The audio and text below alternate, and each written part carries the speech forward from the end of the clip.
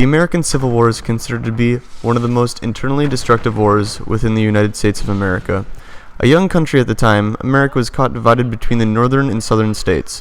While the South remained predominantly rural, with its focus on agriculture, the North thrived industrially.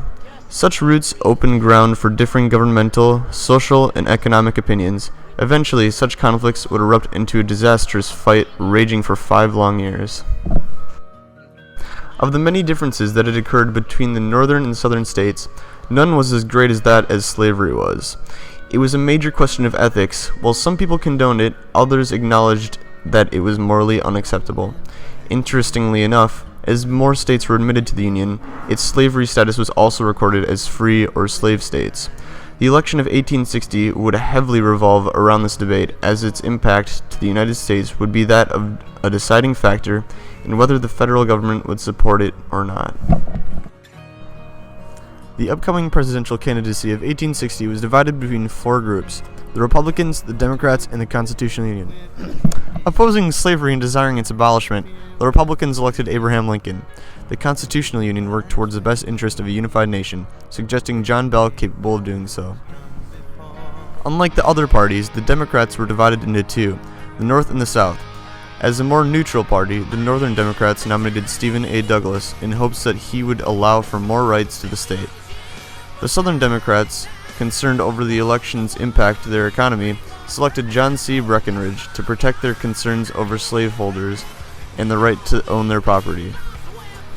However, as the Democratic group was split, Abraham Lincoln was able to gain most of the free Northeast and Northwestern votes in the Electoral College and 40% of the popular vote, succeeding as the 16th President of the United States of America, and ultimately ending Southern political dominance.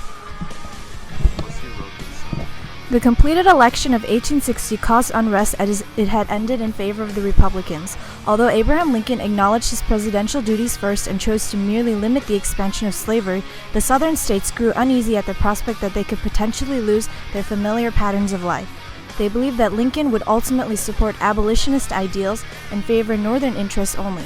This soon escalated into the issuing of South Carolina's Declaration of Causes of Secession. Acting as a catalyst, southern states were goaded to break off from America one by one with the call for political change. The secession and establishment of the Confederate States of America would eventually lead to the Civil War in 1861. After the end of the American Revolution, the United States had adopted its first confederal system. Unfortunately, it proved ineffective as the weak central government could not support the country in times of need. This eventually heightened Teshay's Rebellion, America's first civil war in 1786. Despite such failure with the First Confederacy, the southern states still found the idea appealing because theoretically, the federal government would not be able to intervene in personal matters, especially that of slavery. After the disappointing results of the election of 1860, the southern states began seceding from the Union. The movement began with South Carolina and slowly extended to a total of 11 states. This included Mississippi, Florida, Alabama, Georgia, Louisiana, Texas, Virginia, Arkansas, North Carolina, and Tennessee. The newly Confederate states shortly secured its own capital in Montgomery, Alabama, later changing it to Richmond, Virginia in May of 1861. They also elected Jefferson Davis as their new president and leader. The Confederate States of America were prepared for the right to handle their affairs. They believed that this form of government could protect their interests and rights better than federalism could. Thus, when President Abraham Lincoln of the Union announced that the South's secession was unacceptable, the Confederacy answered with war.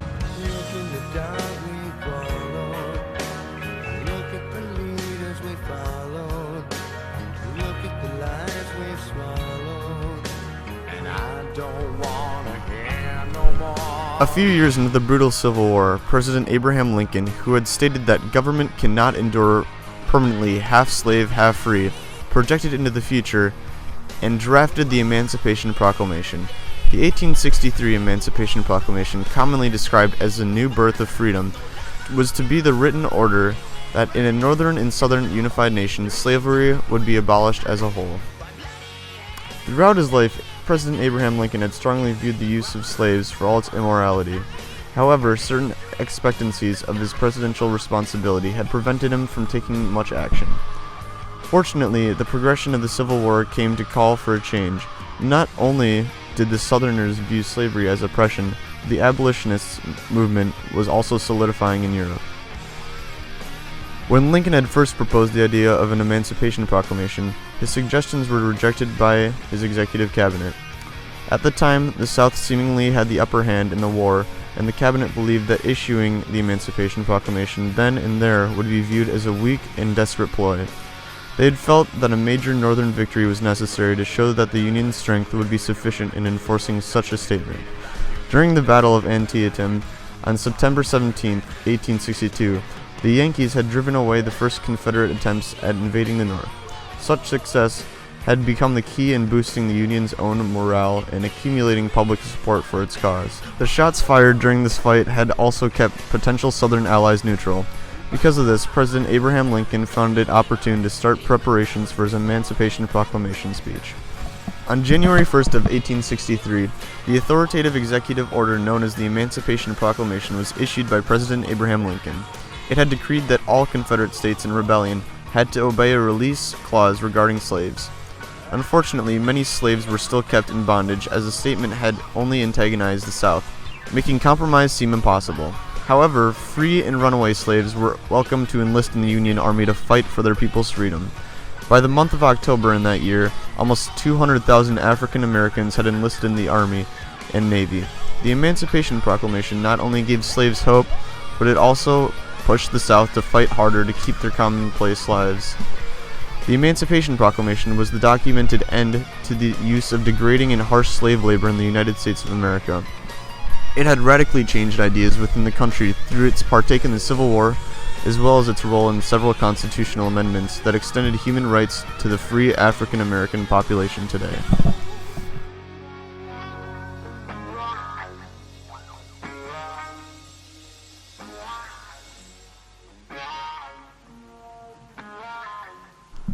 After brief success in Virginia, General Robert E. Lee of the Confederacy led his army to invade the North at Gettysburg, intending to strike the Union while it was vulnerable. The battle at Gettysburg would be considered as one of the most devastating battles fought in the Civil War. It was spread out between a span of 3 days and resulting in over 51,000 casualties from both sides, surpassing that of the total deaths in the Revolutionary War with Britain. As expected from its outrageous statistics, the Battle of Gettysburg became a major deciding factor to the Civil War, as it had crippled the South from ever invading the North again. The bloody fight began on the 1st of July in 1863 on the outskirts of Pennsylvania known as Gettysburg. Initially, A.P. Hill of the Confederate Army had just hoped to restock his soldiers with proper footwear and rendezvous with General Lee. However, his encounter with the Northern armies under General John Buford soon turned into a rebel assault concentrated on engaging the Union Army to destroy it.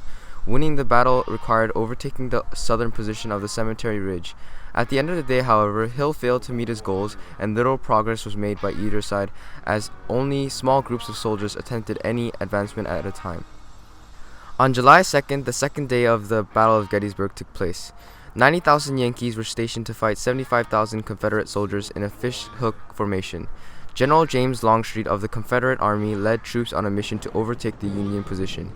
He and his men waited for an opportune moment to strike, which came with a few open places on the Little Round Top. They soon managed to orchestrate heavy Union losses. However, Colonel Joshua L. Chamberlain successfully led a repulsion of the rebels after ammunition losses had forced a tactic change to a bayonet charge.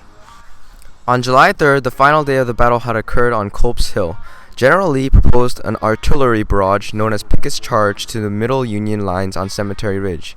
However, lack of communication pushed General Pickett into leading a Confederate group to the Union center, of which the Yankee infantry remained resolute in defending and keeping the high southern grounds. In a desperate attempt to keep the element of surprise, General Lee changed tactics. He ordered General James E. B. Stuart to circle the right flank of Meade's forces. Unfortunately, that too was met with Union resistance led by David Gregg. Ultimately defeated, General Lee left the North in retreat. After General Lee's defeat in the Battle of Gettysburg, the Confederate Army fell short of food, shoes, uniforms, guns, and ammunition supplies. This loss prevented any future invasions of the North, turning the Civil War in favor of the Union, and ultimately the federal government. 2 years later from the event, Robert E. Lee finally acknowledged that his men were too weak and ill-equipped to fight, surrendering his army to General Grant at the house of Wilmer McLean in the village of Appomattox Courthouse and ending the long, deadly Civil War.